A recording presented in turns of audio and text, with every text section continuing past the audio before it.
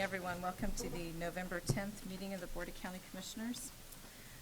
Madam Clerk, we have a full agenda, so let's get started. Okay, proclamations, presentations. Number 1, presentation of annual report. Susan Duffy, Topeka Metropolitan Transit.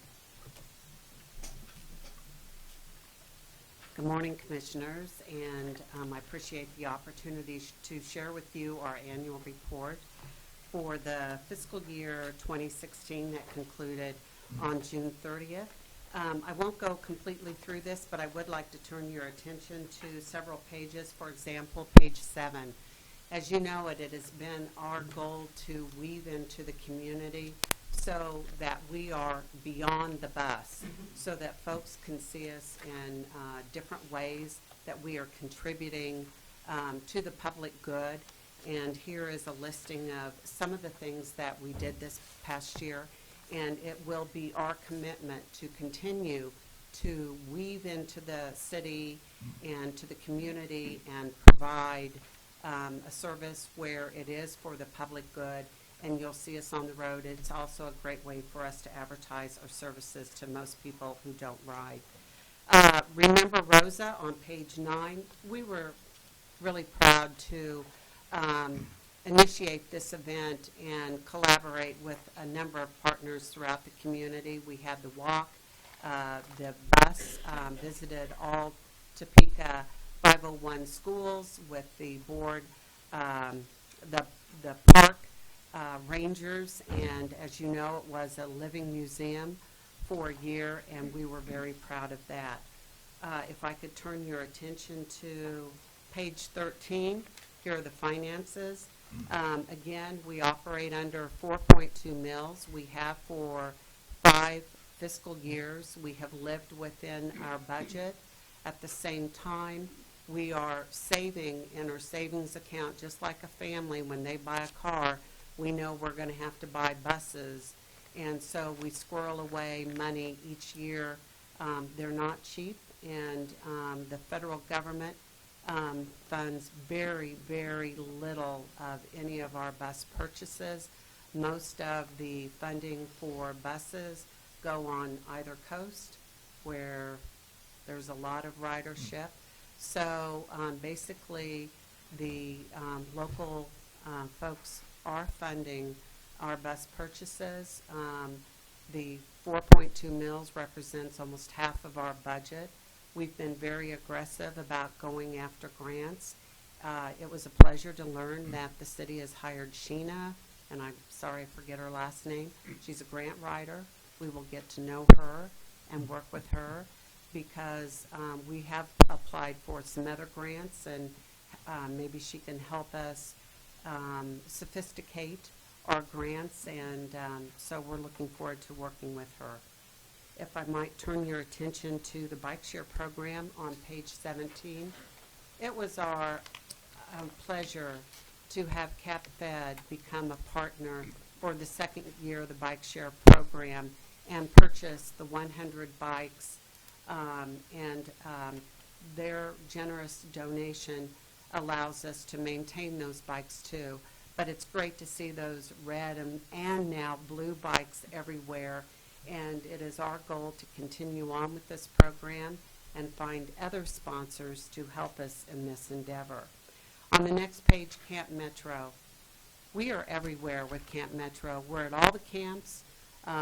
We bring a bus in. It's our privilege to share with the kids what it's like to ride a bus, how you ride a bus, why riding a bus is important.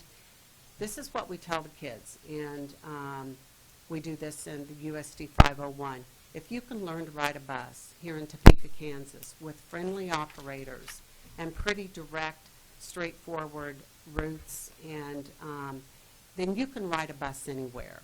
And we know a lot of our younger kids will move away, Chicago, New York. They need to learn to ride here. So this is a great opportunity. And finally, on page 21, looking to the future, it's all about this device you hold in the hands. And now we have Google Maps. We met our timeline on that. So we'd be more than happy to bring our Google experts to show you how to plan your ride. It tells you how far you have to walk to the bus stop, what time that bus will be there, and then if you need to make a transfer. So it's very easy. It's like reading a digital clock. But we think it's also important, especially for kids, that you're able to pick up one of our map booklets and that you're able to read that as well. That is, it's kind of like counting back change and reading the hands on a clock. It's something that you need to know how to do. So we will continue to do the old school as well as the new way. Also, automatic vehicle location, that's called AVL. Our goal is that by about a year from now, somebody will be able to stand on one of our designated stop corners and say, "Where's my bus?" And it will show where the bus is on the route and that it's 3 minutes and 29 seconds away. This, again, is a very powerful tool that makes riding the bus so much easier. And for a lot of our millennials, they just expect it. It's all got to be right here in the palm of their hand, and we're looking to do that. Bus stop amenities. It is our pledge to you that by 2020, we become an ADA accessible community for our bus stops. It's very disheartening to see people standing in the mud, in the grass, where there's a bench, but there's no cement pad that it sits on or that led up to that, or to see a wheelchair try and negotiate through the street because there's not the correct amenity and sidewalk provided. We're working closely with the city and their pedestrian master plan so that we're paralleling when they're going to be there along with complete streets. But we should be an ADA city. We are a capital city, and it is our it's on our to-do list. We've received 2 grants from KDOT, so we've been very fortunate in receiving that to build these amenities. There'll be a standing pad, an iron bench that looks like a park bench, about 200 pounds, bolted into concrete, or a shelter. Right now we have 81 shelters in our community, and we know that sometimes makes the difference of whether somebody chooses to ride or not. But that's our pledge to you. Also, looking to the future, while we are under the umbrella of being efficient and effective with our dollars, we will focus on education and workforce. Education, it's about getting kids to school, whether it's high school or Washburn. We are going to actively engage both entities. How can we do it better? How can we be sure that the kids are getting to school when mom's already at work and the car doesn't start or your friend doesn't pick you up, that you have a bus pass right there that you can just hop on board? Washburn students, a lot of them come from smaller communities. What we hear is they don't expect the bus to be what it is, and so we're glad to educate them. Bus and bike, we keep telling them. So that is one of our efforts. The other is workforce. We literally need to get people to work. And this means right now we're getting a lot of second shift people to work, but we're not getting them home.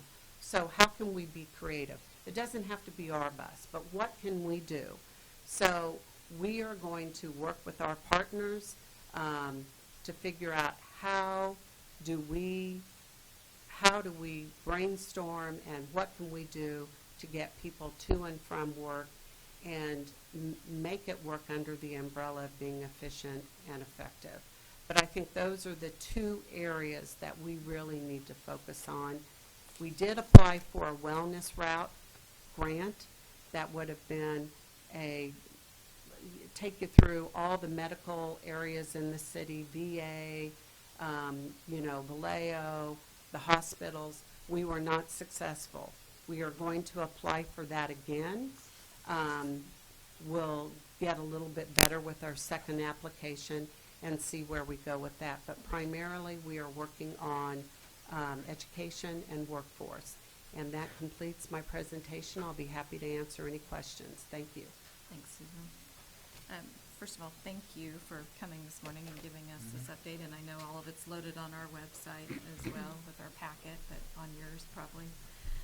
Also, thank you for providing the bus yesterday evening when we had the Economic Development 101 tour with Go Topeka. Good.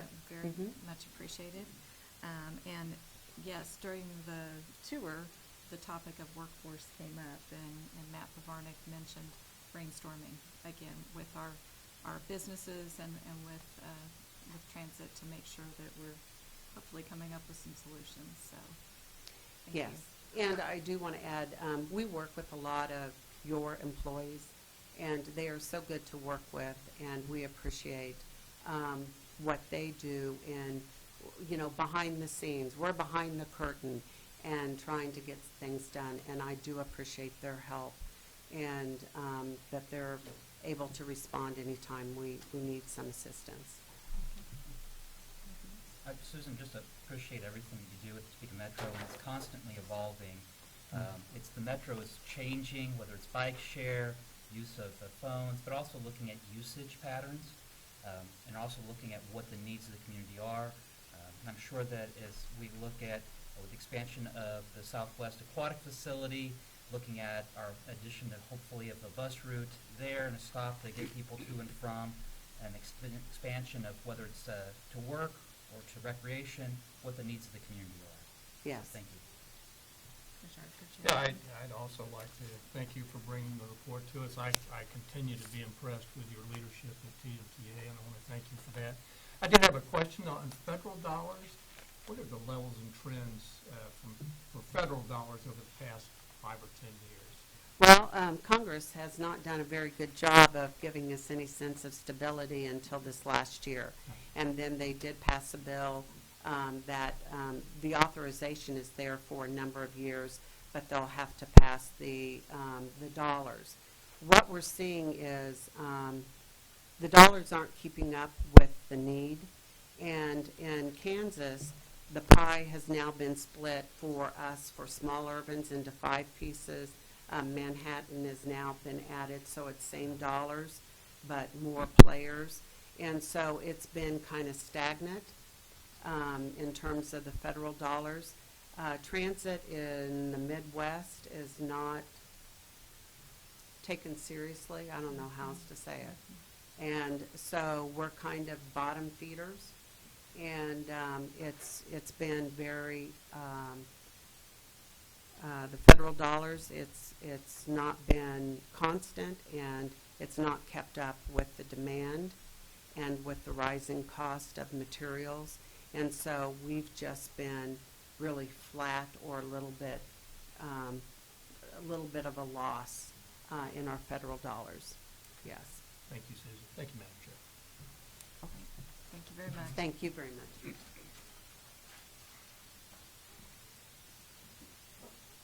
Number 2, update on comprehensive plan.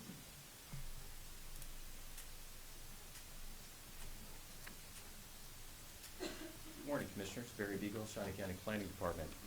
I thank you for the opportunity to appear before you this morning to give you an update with regard to the comprehensive planning project, and also to share with you some information as a result of two public open house sessions that we had here just recently. So, if I may, get ready to go.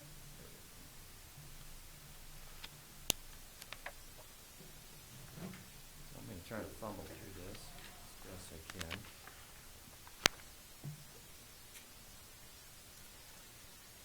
Okay, by way of background,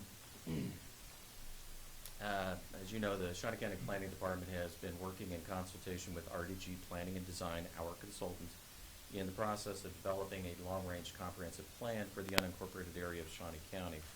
This plan, as you remember, will guide the county as it makes decisions about the physical development of the county through the next 20 years.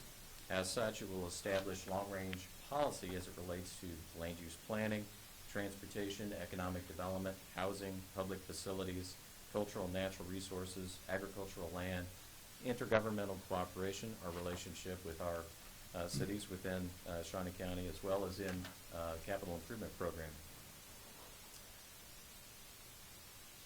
As a blueprint for the future of the county, the plan must be based on the desires and visions of the county's residents, because ultimately, as we view it, the plan will be created by, owned by, and ultimately championed by the residents of this community.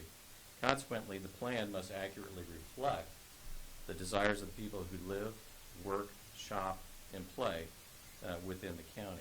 Accordingly, the planning process that has been proposed by RDG Planning and Design employs a diverse public involvement strategy that is designed to engage as many residents of the county as possible throughout the entire comprehensive planning process. Efforts thus far have ranged from just the simple creation of a comprehensive plan logo, which symbolizes the comprehensive planning effort, as you can see in the top left corner of the screen. It has also included a creation of a county comprehensive plan website where the public can become better educated as to what this comprehensive planning process is about.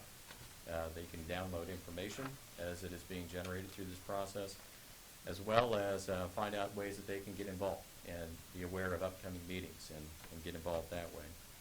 Through the comprehensive plan website, we also had a community survey, which was designed to engage resident attitudes about the variety of issues surrounding land use, economic development, natural resources, and transportation infrastructure, which became the 4 major themes that have been identified through the steering committee as well as the stakeholder group meetings. And the results of the community opinion survey, for which we've had over 300 responses to date, is being tabulated by RDG, and we will be releasing that here fairly shortly. Additional efforts have involved focus group meetings, which have been with key stakeholder groups as identified in economic development interests, mineral resource interests, extraction interests, historic, cultural, and natural resource interests, agricultural interests, as well as utility interests. And in addition, we had local government summits of principal taxing entities within Shawnee County. These events, the stakeholder summits and local government summits, took place September 14th and 15th, for which we had over 49 people participate in those summits. We have provided the minutes of those summit meetings, which proved to be very helpful and instrumental in guiding us in terms of understanding where we stand in the viewpoint of the people who live, work, and shop and play within Shawnee County. Now, the latest involvement, a public involvement activity, and the purpose for my presentation today were these 2 recent public open house events.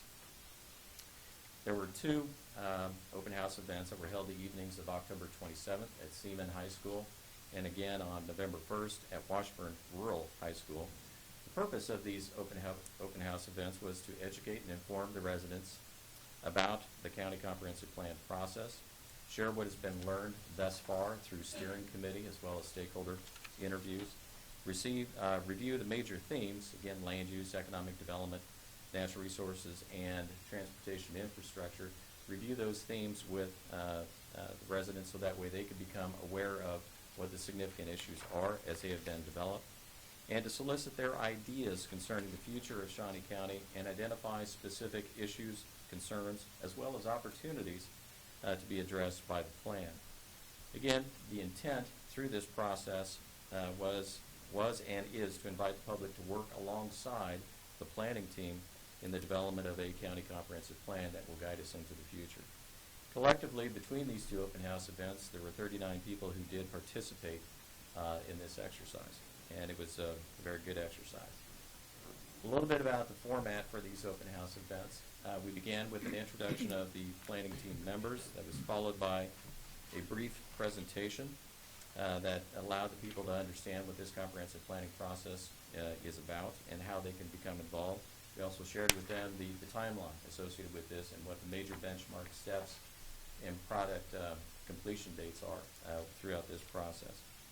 Following questions as a result of that presentation, attendees were invited to investigate presentation boards that were placed around the room that explained in further detail the planning process and addressed each of the 4 major planning themes. Each board presented specific information about that theme, as well as what we had heard thus far with regard to that theme and what some of the major planning principles are as it relates to that theme as well. And it became a way for us to engage and interact with them and draw them into this planning process and to solicit their input. The planning team, again, interacted with the public and engaged in deeper discussions concerning each of the 4 major themes. It was through this process and this interaction that people began to share their ideas, issues, concerns with the planning team. I just wanted to share with you what the presentation boards were that were displayed across the room. Not to go into it with any detail, but through these boards, again, specific information was provided. The first board that we encourage people to visit explained a little bit about the comprehensive planning process, what is a comprehensive plan, what the timeline and schedule is, as well as historic information about what our population growth has been in the past and what we anticipate for future population growth in the future. Another board was on land use, one of the major themes, and we displayed various pieces of information as it related to that theme. At the bottom of the screen towards the left, there's a column that says what we heard so far. So as a result of the stakeholder group meetings, local government summits, and steering committee discussions, those were the major comments that we had seen thus far. And again, it gave us an opportunity for the public that was there at the open houses to interact with what they were seeing on the board. And as a result of those discussions and what we had heard thus far, there were principles that we have drawn thus far as it relates to that theme. So for example, like with land use, one of the major principles is to minimize conflicts between land uses, have land development follow infrastructure, preserve agricultural and small town character, and so forth. And so, again, with each of these presentation boards, it drew them into a deeper discussion about what is on here, and they could either concur with this and validate what we have heard thus far or offer altering opinions.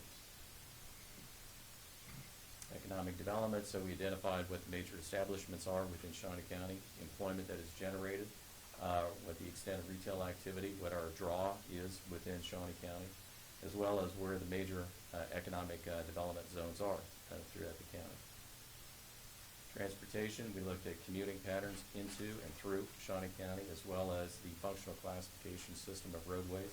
We also keyed on things such as transit, as well as rail traffic, airports, as well as our bridges and roads within Shawnee County. And again, with each one of these, there was information about what we've heard through the process and what the major principles are that we have drawn thus far. So, again, I didn't intend to spend any amount of detailed time going through this, but just give you an idea of what was the subject of discussion. We concluded the exercise with a mapping exercise, for which people gather around a table that included maps of Shawnee County, and they could point, mark, put dots on anything that they thought was valuable and worthy of preservation within Shawnee County, as well as identifying areas and features that merited additional attention or were not working well. They would not want to see it repeated within the county. And so that yielded significant information as well. So the whole exercise, like I said, was extremely good for us as a planning team for beginning to engage the public and understanding what their specific issues and concerns are. So what we heard throughout this process, basically between these two open houses, can be categorized into these 4 or 5 different categories. Avoid burdensome regulation, better integrate new residents into the county, improve coordination and communication at multiple levels, improve economic opportunities throughout Shawnee County, as well as maintain and enhance the high quality of life. I also provided minutes of these open houses meetings in your packet, which explains in further detail the comments that we had heard through this process. So what's next? The next thing to come from the consultant is a baseline analysis report where they will look at 12 specific aspects of the county, from land use, economics, labor force, housing, and it will give us a state of the county as we are today. Because if we're going to build towards the future, we have to understand where we are today. And that's what the baseline analysis report will give us.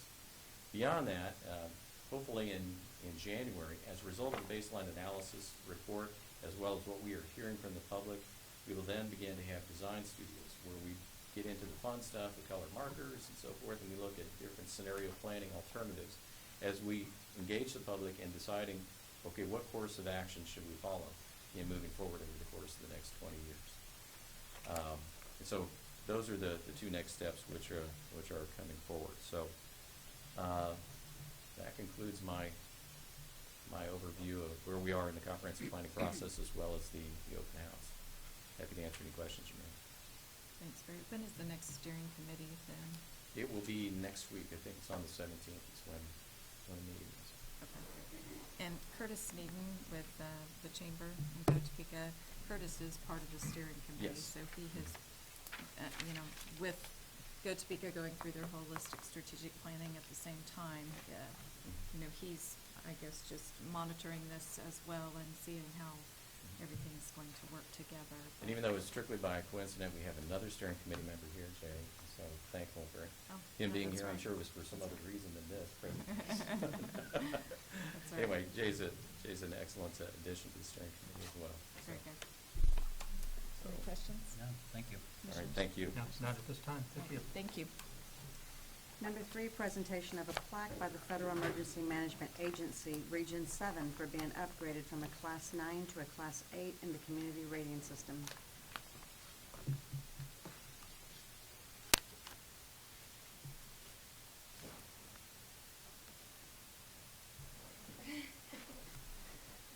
Good morning, Commissioners.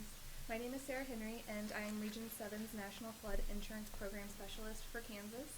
I would like to thank you all for having me here this morning to recognize the significant strides that your community has made through the National Flood Insurance Program's community rating system to protect your citizens and businesses from losses caused by flooding. The CRS program is a voluntary program that promotes a whole community approach and empowers communities to manage their floodplain areas in ways that are tailored to their local conditions and protect their local environment. The CRS program encourages communities to go above and beyond the NFIP minimum standards by reducing flood insurance rate premiums for your local policyholders. The discount is based on an assessment of the effectiveness of your community's floodplain management techniques and protection of your natural floodplain functions. Today, I am here to recognize and commend the community of Shawnee County and their CRS coordinator and planning director, Barry Beagle, and his team for their meaningful activities that have significantly exceeded minimum NFIP standards and effective floodplain management activities. Specifically, I would like to highlight the repetitive loss area assessment that Mr. Beagle developed for this community. An RLAA is a detailed mitigation plan for a repetitive loss area. It provides more specific guidance on how to reduce damage from repetitive flooding in a community than a floodplain, a community-wide floodplain plan or hazard mitigation plan does. Not only did Mr. Beagle's efforts result in an additional 140 points for Shawnee County CRS application, but it has also become a model for other floodplain managers throughout Kansas. Today, I am pleased to announce that due to these local mitigation, floodplain management, and outreach activities, Shawnee County has become the newest CRS Class 8 community in Kansas as of October 1st, 2016. This means that for local policyholders who renew a current flood insurance policy, or for folks who obtain a new flood insurance policy after October 1st, 2016, will receive a 10% discount on all insured structures located within the special flood hazard area, and a 5% discount for all insured structures located in the non-special flood hazard area. This discount equates to more than $15,900 in annual savings for your local policyholders. So on behalf of FEMA and Region 7, I'd like to congratulate your community and commend Mr. Beagle and present this wonderful talk.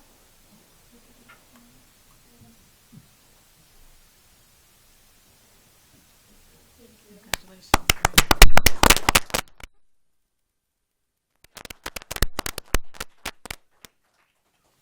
We entered into this program, the CRS, 5 years ago, and it was seen as an opportunity that we could draw closer attention to the public to the risks associated with floodplains. Mm-hmm. And as a result of this voluntary effort, I think we have all benefited from it, and in particular those properties within the floodplain, they're better informed, and like I said, just having the ability to offer a break to anybody who's in the floodplain and has to have a flood insurance policy as a result of these efforts, that they get a discount as a result of it. So it's been a pleasure.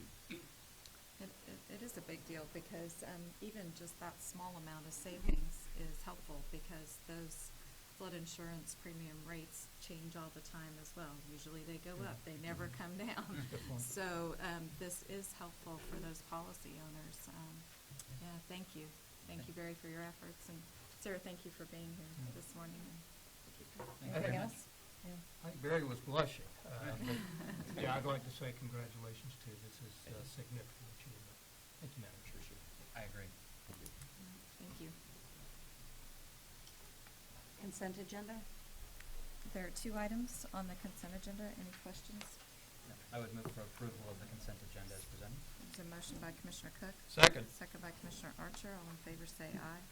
Anyone opposed? Motion carries 3-0. New business, A, County Clerk. Number 1, consider all voucher payments.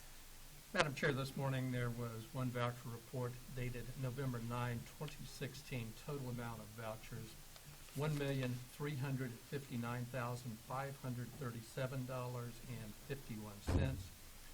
Significant items included capers for $290,000, detention facility, mostly Horizon premiums, $245,000, and then holding accounts for $557,000. I've reviewed the vouchers and my questions have been all answered. I'll make a motion to approve as presented. Thank you. There's a motion by Commissioner Archer. Second. Second by Commissioner Cook. All in favor say aye. Anyone opposed? Motion carries 3-0. Number 2, there are no correction orders. Number 3, consider resolution number 2016-75, authorizing a serial malt beverage license to Dillon's Store Number 37, located at 6829 Southwest 29th Street. Are there any questions on this item? Everything, I would assume, has been checked. That's why it's on the agenda. Okay. I'll move to adopt the resolution. So motion to adopt by Commissioner Archer. Second. Second by Commissioner Cook. All in favor say aye. Anyone opposed? Motion carries 3-0.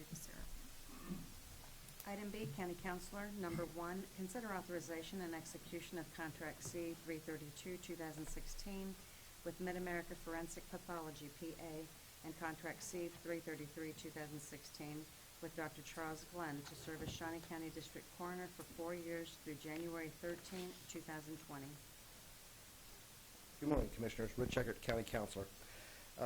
Before we get into this, there's one typo on here, and then we left a sentence out. The typo is under actions under consideration, and it talks about negotiating compensation for the 2017 year. You've obviously already budgeted that. That should be for the 2018 year. And also, there's a sentence in there when we're given the history and the background. It says that the employees in the county coroner's office are employed by Shawnee County, and in fact, they were at the start of this. But if you remember right, we did an amendment a year ago, and now it's that all those employees are employees of the independent contractor. So somehow that sentence didn't get in there, so I do apologize for that. In the contract itself, both those things are correct, but this is just the cover memo, so I wanted to go over that in case anyone is confused. So this is an extension for both of these contracts, and you might ask, why are we doing it when there's still over just slightly over a year left? And the answer is the coroner came to us, and he needs to do some recruiting. He needs to hire some new people, and he told us that it's hard to do that when you have an expiring contract. So everything that my office has seen and the people that I talk to say that this particular coroner is doing an excellent job, and I have no reason to think otherwise. So when the coroner came to us with this problem, we said, well, let's see if we can't get an extension. So this is what's in front of you. It extends it out to the end of 2020, both these contracts, and it would allow him to be able to go to potential employees and say, hey, we do have some stability here. So that's the reason why, and if you have any specific questions, I would be glad to answer them at this time. Thank you, Rich. Any questions? He's done an excellent job. His reputation is well-deserved in the community. So. Definitely. Anything else, Rich, or is there a motion to approve the contracts? I'd move to approve the contracts. It's a motion by Commissioner Cook. I'll second those. Second by Commissioner Archer. All in favor say aye. Anyone opposed? Motion carries 3-0. Thank you. Item C, corrections. Number 1, consider authorization and execution of Contract C 334-2016 with Family Service and Guidance Center and the Shawnee County Juvenile Detention Center for mental health liaison services within the Juvenile Detention Center at no cost to the county. Good morning, Commissioners. Brian Cole, Shawnee County Department of Corrections. I wanted to first to provide some history that earlier this year, when we received our accreditation for the Juvenile Detention Center, one of the things that was acknowledged or recognized was our need to be able to provide proper assessments for those juvenile inmates or offenders that come into the department that are at risk for victimization, human trafficking, sexual victimization, and those who are risk for assaultive or aggressive behavior. And we did a pretty good job of recognizing that, but then we fell a little short a lot of times when it came to providing the services. And one of the things that we did immediately was to reach out to Family Service and Guidance to be able to help us with this initiative. One of the things that they did is they went out and sought and was able to get the grant fund to be able to provide those services at no cost to Shawnee County. That this would provide mental health assessments, to conduct group therapy, and provide short-term therapeutic interventions for these juvenile offenders. This is a tremendous step in our initiative and vision at Shawnee County to providing quality mental health services. We do see often that the level of those who are coming that are victims and also offenders of human trafficking, also those who are coming to us with impulse, lack of control of impulse and anger, things like that. So this allows us to be able to meet and those demands. This is a tremendous opportunity with the grant, and I appreciate that Family Service and Guidance and being on board with us. And again, this is no cost to the county except that they will be coming in, and this is much needed and helps us. And I stand for any questions you may have. Great, thank you, Brian. Any questions from the commission? Commissioner Archer? Yeah, thank you, Madam Chair. It's a one-year grant? Yes. Okay. Yes. Just a general question, what happens when we implement a program and then grant funding suddenly dries up? Well, two things. Number one, we try to find, and if we find that it's a successful program, a lot of times I'll try to build it into our budget for the next years to be able to try to fund it. Or what we'll do is we'll work with the agency to continue to look for the grant again. Or if we can find the need, then, which we will in this program, is that we hope that we can work with Family Service and Guidance and maybe find the funds to be able to fund this in the future. That's one thing about grants that I don't like. When they dry out, we all start scrambling, and you know, I try not to be negative, but that's the first thing that came to my mind is when this came through is what happens in a year, and it hasn't even begun yet. But it's a tough question to answer because a lot of it is that when it's gone, if there is no money, unfortunately, if it's a program that is working, we see beneficial, I may be coming to you to see if we can fund it. Maybe. I don't know yet. But a lot of times these grants have been very good at being able to find. And the track record for Shawnee County, like with the alternative sentencing court or program we have, and this, usually if we can get the grant once, usually it's sustainable, and they have this grant for a lot of the years coming. We've been very successful holding on to it. Thank you, Madam Chair. I'll move to approve the contract. It's motion by Commissioner Archer. Second. Second by Commissioner Cook. All in favor say aye.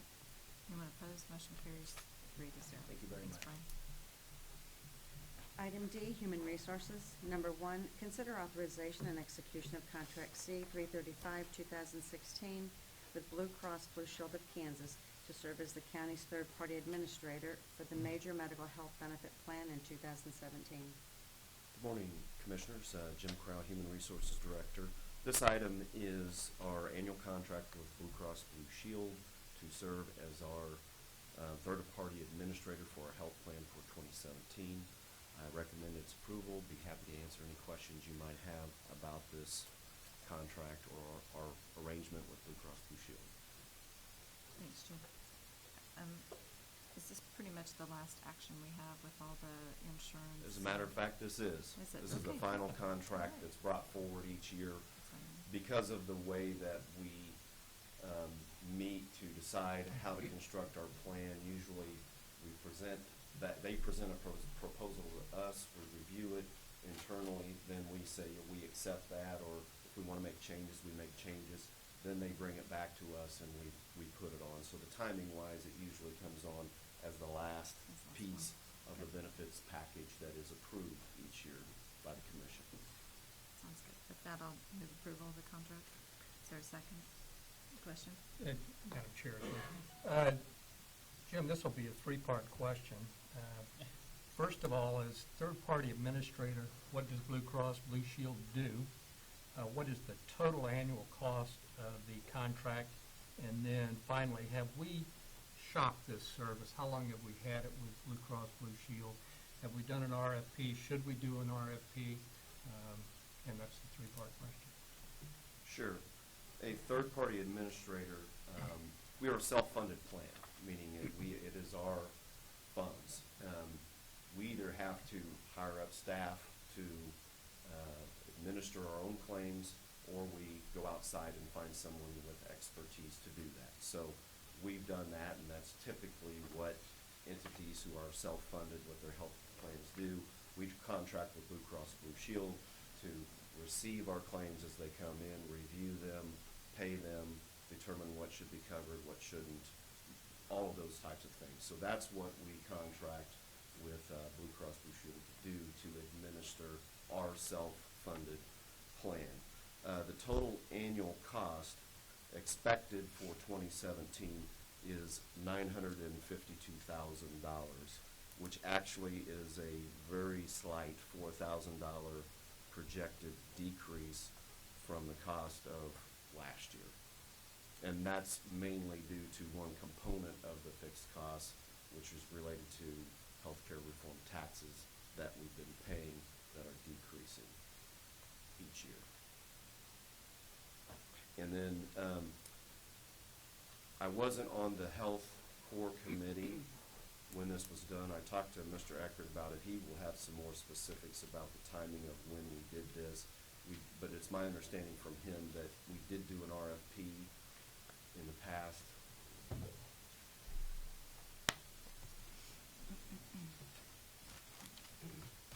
I believe that 3 years ago, and that would have been for the contract that we had then 2 years ago, we went out to bid.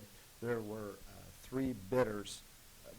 Interestingly enough, Blue Cross didn't actually change their deal. It was the exact same deal they had presented to us before we went out for bid. The other 2 companies that bid, their pricing was somewhat similar. I wouldn't say that they beat Blue Cross, but the 2 things that they were lacking in is that Blue Cross's network of doctors is so big in Shawnee County. You can pretty much go anywhere you want. And that wasn't going to be the case with the other 2 bids. So we would have had customers, our workers, customers, changing their doctors. And that's a rather dramatic step for anyone to take. And then the second thing is that we were not sure that the other 2 could have provided the same sort of network discounts that Blue Cross provides. Blue Cross appears to be, for lack of a better term, the 800-pound gorilla in our area when it comes to network coverage and the discounts that they're able to provide. So even though there are third-party administrators, we're also buying their ability to negotiate with the hospitals and the doctors and all the other services, your MRIs, and get better deals on them. And in our RFP, they were clearly better than the other 2. And it was a little bit of a discouraging RFP, if you want to know the truth.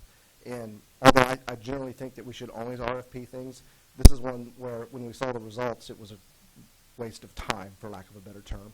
The medical field is so different than everything else we do, and that was kind of the results of the RFP.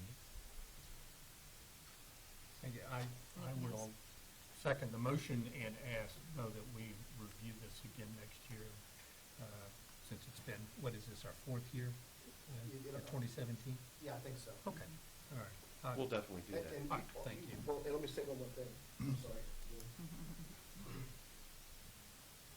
This is actually an easy thing to RFP because we subcontract with a company called Willis, and as part of the payment that we make to them each year, back then they did the RFP for us and then helped us review the results. So if you want to RFP it next year, let's tell Willis rather early in the year, maybe by May or June, and then they'll do all that for us, and there's really nothing for our staff to do. So it's almost a free RFP. Excellent. Good Thank to you. know. Thank Madam you. Chair. Yes. Jim, page 1 of the contract, type of title, or title of plan administrator for benefit plan still reads county clerk. Okay. Should that be changed to human resources? We'll do that.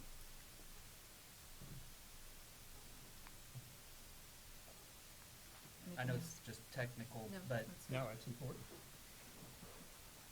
I didn't see any other reference to county clerk in the contract, though. We just need to make sure that we interlineate that, or, I think probably the best way to handle it legally, I'll defer to Rich, when we sign our copy here, if we cross through it and have the chair initial that, and put HR director, Okay. then when it goes back to them, that should cover it. okay, I just wanted to make sure we caught that. Thank you. Good, good I did catch. not. Good catch. So there's a motion by Commissioner Bueller, second by Commissioner Archer. All those in favor say aye. Anyone opposed, motion carries 3-0. Thank you. Thank you. Item E, facilities maintenance. Number 1, consider approval of request to solicit proposals for an interior design firm to complete a space planning study and associated plans, drawings for improvements in the utilization of general office space at the courthouse and North Annex at a cost estimated not to exceed $12,000 with funding available through deferred capital maintenance funds. Morning, Commissioners. Bill Kroll, Facilities Maintenance Director. This item is concerning all the square footage that we have in office space that I think it's kind of obvious sometimes when you walk around that we don't utilize very, very well. This will give us some professional assistance in analyzing what we have, where we have it, and perhaps what departments or entities need to go into those locations. The primary concern, of course, is this facility, the courthouse and our North Annex. Other areas, as these funds could go along, might pick up some Parks and Recs locations and other office space that we have. So just want to move forward and get some professional help and some professional guidance and get some extra plans going through it. Thank you, Bill. Do we need to add Parks and Recreation as? I don't part of think the- so at this point. No, because we're just going out for We're going out for soliciting the RFP. proposals. Yeah, just to get the proposal. Okay. Commissioner Archer, do you have a question? Yeah, I'd like to make sure we look at the elections office also. I think there's some capacity there. And then, we can't do this internally, Bill? Do we really need to go outside? We really need, I Okay. think, the assistance.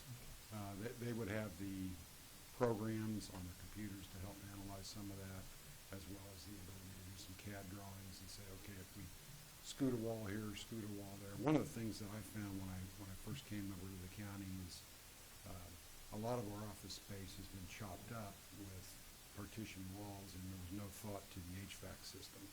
So you have areas where there's no return air, so people get hot. A lot of comfort issues are involved in some of this, and when you don't do it professionally and think the whole thing through, those are the things that you run into. So architectural firms, interior designers are looking for those issues, so I think that would be beneficial to us. Well, and so to consider technology also as we're going forward, that we are needing less space, especially during the budget discussion with the Register of Deeds office and that sort of thing. But once you start making changes in one office, then it creates that ripple effect. Yeah, So that's true. I think this comprehensively would be a better way to do it. And this will give us an idea with an RFP of what some of the firms might think Exactly. up front. I mean, they may come back and say, we can't do it for that kind of money, and I'll come back and we'll talk. Okay. But Yes. if I may, Madam Chair, but I think the priority would be the courthouse, the annex, elections office, and then possible go to Parks and Rec. Would that, Mhm. do we, Yeah. that would be my view, but I don't know how you feel. I don't dispute that John Knight needs professional help. Well, after this election, I think we all do. Sorry, John, I couldn't resist. I'll move approval of the request. I'll second that. Motion by Commissioner Bueller, second by Commissioner Archer. All in favor say aye. Anyone opposed, motion carries 3-0. Number 2, consider approval of request to solicit proposals for grading, drainage improvements, and concrete replacement along the sidewalk and east parking lot of the North Annex at a cost estimated to not exceed $75,000 with funding available through deferred capital maintenance funds. Morning, Commissioners. Paul Wolf, Facilities Maintenance Director. This item, I want to first off thank Tom Block and Tom Flanagan for putting together a really comprehensive drawing of what we need to do on the grading at that location to keep the water out of Barry's office every time it rains. You better take this trophy now.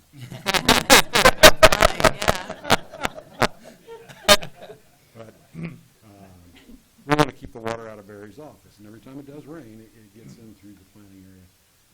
And there's some other things we need to do out there. There's some peninsula islands that kind of stick out and cause problems for parking, and we've got some settling issues at that location. And Tom Block and Tom Flanagan worked diligently to give me a plan that we can put out for proposal and see what we can get done out there to help things out. Okay. Thanks, Phil. Any questions on this item? I'll move to approve the request. A motion by Commissioner Archer. Second. Second by Commissioner Cook. All in favor say aye. Anyone opposed, motion carries 3-0. Number 3, consider authorization and execution of Contract C 336, 2016, amendment to Contract C 480, 2015 with KBS Constructors, Inc. for renovations to Division 5 courtroom with a guaranteed maximum price of $312,185 with funding from the 2016 District Court budget and the Capital Outlay Fund. Good morning, Commissioners. Bill Kroll, Facilities Maintenance Director. This item is the actual contract with KBS on the design build for the courtroom renovations. The project budget on that's already been approved at the $325,000 mark with the combined funding between the District Court and Capital Outlay. We had a meeting Tuesday morning. The $312,185 looks like a good number at this point before any change orders. And my job will be to make sure those change orders don't get us over that 325 mark. So it might be difficult, but we're going to sure shoot for it. Okay. I'll move approval of the contract. Are there questions or a second? Second. Second by Commissioner Cook. All in favor say aye. Anyone opposed, motion carries 3-0. Number 4, consider authorization and execution of Contract C 337, 2016 with KBS Constructors, Inc. for renovation to the men's and women's restrooms on the 4th floor of the courthouse at a cost of $45,908 with funding available through deferred capital maintenance funds. Good morning, Commissioners. Bill Kroll, Facilities Maintenance Director. This item it's tied to the courtroom renovations. As we initially started doing the planning for those courtrooms and knowing what the ADA requirements were, we would be spending almost this amount of money just to renovate the jury restroom and the judge's private restroom. It was my determination that rather than just do 2 restrooms that only a few people in the community can use, we might as well spend a little extra money and get some of the other restrooms in this facility taken care of. That will meet our ADA requirements for the courtrooms as well, and will give us a new set of ADA restrooms on the 4th floor of the building to go in conjunction with the ones we have down here in the basement, which aren't the best. These will be very, very nice restrooms when we're completed, and as we go through the courtroom renovations, we might consider doing this on every floor. Be happy to answer any questions you might have. Any questions on this contract? Move to approve the contract. So motion by Commissioner Archer. Second. Second by Commissioner Cook. All in favor say aye. Anyone opposed, motion carries 3-0. Thank you. Bill. Item F, appraiser. Number 1, consider authorization and execution of Contract C 338, 2016 with Imaging Office Systems, Inc. for annual maintenance of SciGen optical scanning and indexing software at a cost of $4,600 with funding available through the appraiser's 2016 budget. Morning, Commissioners. Steve Bauman, appraiser. This item is a program that we use to create efficiencies within our office. It scans, automatically indexes documents using barcoding and ocular recognition. Again, it's just the annual maintenance for that. Thanks, Steve. Any questions on this item? Move to Or approve the motion? contract. Motion by Commissioner Archer. Second. Second by Commissioner Cook. All in favor say aye. Anyone opposed, motion carries 3-0. Number 2, consider authorization and execution of Contract C 339, 2016 with Esri for the annual Geographic Information System licensing and software maintenance at a cost of $25,300 with funding available through the appraiser's 2016 budget. And this item is the annual maintenance for the software responsible for the operation of our countywide GIS and mapping program. necessary. Any questions? Move approval. Submission by Commissioner Cook, Second. second by Commissioner Archer. All in favor say aye. Anyone opposed? Motion carries 3-0. Number 3, consider approval to reinstate and fill a commercial appraiser position at a salary, including benefits, of $51,496.15, and to fill any vacancies that may result from filling this position with funding available in the 2016 and 2017 budgets. Several years ago, we lost a commercial appraiser position during the downturn of the market, and coincidentally, our budgets. We had not filled that position. This request is asking to reinstate that, given with the market starting to come back. Additional stress levels have been created within our office. Some legislative changes didn't help anything. And I've spoken with Betty. She's assisted with audit finance, assisted with the budget calculations, which was somewhat tricky. I was given a little bit of money from you during the 2017 budget. I had to find some additional money to make all this happen, and I believe I've done that by giving up another set of options in the budget, but I think we can go land records to try and obtain that additional money. So we've gone through the budget calculations, and I believe we can make it happen, and I've spoke with Human Resources Jim and worked through the plan for this. So I'm happy to answer any questions. Thanks, Steve. Any questions for our appraiser? Yes, Commissioner Archer. This wasn't included in the budget for next year. This position was Right. not necessarily included in the budget for next year. I asked for it Yeah. to be, Right. so no, it was not. And the funds you're gonna use are coming from, Coming- you mentioned land records as a, Well, part of my budget request for 2017 included some field devices to help increase efficiencies. With that additional money being moved to personnel, along with the money that, additional money that was given to me during the budget hearing, I can make this work. Land records would be a great source to go after those field devices. They're not quite developed yet. We hope to be testing them very soon, and they might be available by spring 2017. Thank you. I'll make a motion to approve, but to remind everyone that it's a leader's job to manage to their budget. Right? Correct. That's a motion. Motion by Commissioner Archer, I'll second. second by Commissioner Cook. All in favor say aye. Anyone opposed? Motion carries 3-0. Thanks very much. Item G, Sheriff's Office. Number 1, acknowledge receipt of correspondence from Sheriff Jones regarding the purchase of 14 entry ballistic vests at a total cost of $37,329.60. Good morning, Commissioners. Major Jason Mecca, Sheriff's Office. This particular purchase went out for bids. Basinger was awarded the best bid. What this entails is outfitting our 14 SWAT team members with a very robust ballistic protection system.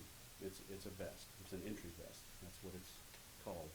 The vest I'm wearing today is just our regular issue, normal uniform vest on an outer carrier.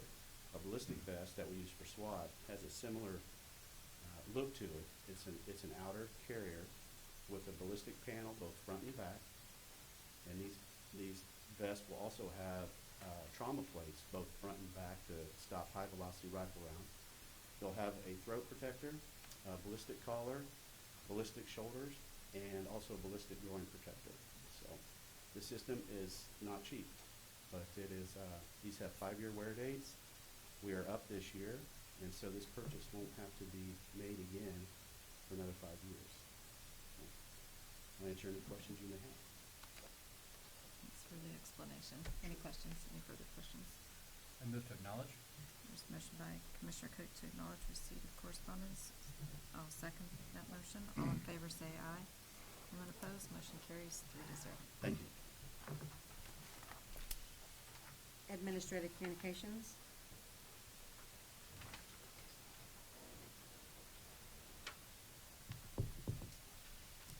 Good morning, Commissioners. Tom Blunt, Public Works and Solid Waste. I just wanted to give you a recap of the tire collection event that Solid Waste had back on October 15th. We ended up having a tremendous event. We had 385 participants come through that day, which was 3 times the amount that we had the previous collection event we had for tires. And we received a total of 1,666 tires, which equated to 21.44 tons, and that was 4 times more than we received the last time we had an event. Reason why I think we had so much of an increase is we got the City of Topeka has been really wonderful to work with in helping us advertise these events. So I wanted to give a shout out to the city of Monique Laudet and Nels Anderson who helped us get the word out in working with NIAs to let them know the event was going on. And also Joan Graves and Eddie Spencer of our department who coordinate these events just do a tremendous job. I also want to take this opportunity to just, let people know that even though the solid waste department receives no tax funds, we do these events free of charge to help our community keep itself cleaner and more attractive. And the total cost to the department was a little over $5,000. So any support that we can get from residents in being able to be their service provider is greatly appreciated, because we will continue to do these as well as with the household hazardous waste events and things of that nature, electronic collection events. Those are all free of charge. But anyway, I just wanted to give you a recap of the final results of what we had gotten, and we're really pleased with how it turned out. And there was a huge pile of tires that we had gotten rid of that oftentimes will end up in the ditch or just sitting in someone's yard or who knows where. But anyway, that's all I want to do is just give you an update on that. Former Commissioner Ted Emsley would be very glad to hear that. He always was very big on that, remember? Yeah. So, very Thank good. you. Thanks. Anyone else for administrative communications? No? All right. Commissioner Archer, did you have anything? I just wanted to congratulate Becky Neosi on her reelection as the Register of Deeds. She has done an excellent job, and I look forward to working with her for the next 4 years. That's it. Thank you, Madam Chair. Commissioner Cook? Just recognizing H.R. Cook is in attendance today, Oh, and that we do have an event this weekend at the Expo Center with Surprised you had to prod him. some people coming in from out of town. They've been arriving all week. Yeah, actually, I think there's like 4 different countries here now. So, Demolition Derby starting today. If you've never been to a Cubs game and want to leave work early to sneak out and go see a sporting event, we start at 4 o'clock today with the first round of Demolition Derby. It's kind of like the Cubs a little bit. But pay-per-view, just to touch upon that, that's something that we started in-house in the 2nd year, and we are up to, I think, 13 countries that we broadcast to, and about 20,000 people will be watching. So our commentators are flown in from California. Every hotel room is booked because I had to stay out of town this week, and that was weird. But it's a great event, and as you saw, Sam was here on Monday to explain the economic benefit of the community. It's an odd event, but it works for Topeka, and that's what we have to continue to do, to look for events to do that. Dog shows and demolition derbies. There's something else out there, we just don't know what it is yet. Very good. Thank you. Anything else? No, thank you. Last night, we did have the opportunity to go on the economic development tour that Go Topeka put together. Our thanks to Matt Pavarnik and Molly Howie and the whole Go Topeka team. It went very well, and it was It was a really good time to see our economic development professionals and how they interact with the companies. We got to stop out at Mars, we stopped at, help me, Commissioner Cook, we stopped at Research, we went to the East Topeka, hopefully Learning Center, Kansas Fire Central Crossing, Federal Home Loan Bank construction site, the Oregon Trail Park site, and a small business, Norseman Brewery in North Topeka. So again, large and small businesses, but it was an excellent opportunity to get out with a whole group of people, and our thanks to them for putting that together. So, also tomorrow is Veterans Day, so just want to thank all veterans and their families as well for their service and their sacrifice. So that's all I have. Executive session? And there is a need for an executive session today for a period not to exceed 20 minutes for purposes of non-elected personnel and consultation with our attorney. That is a motion. Second. Second by Commissioner Archer. All in favor say aye. Anyone opposed? Motion carries 3-0, be 20 minutes.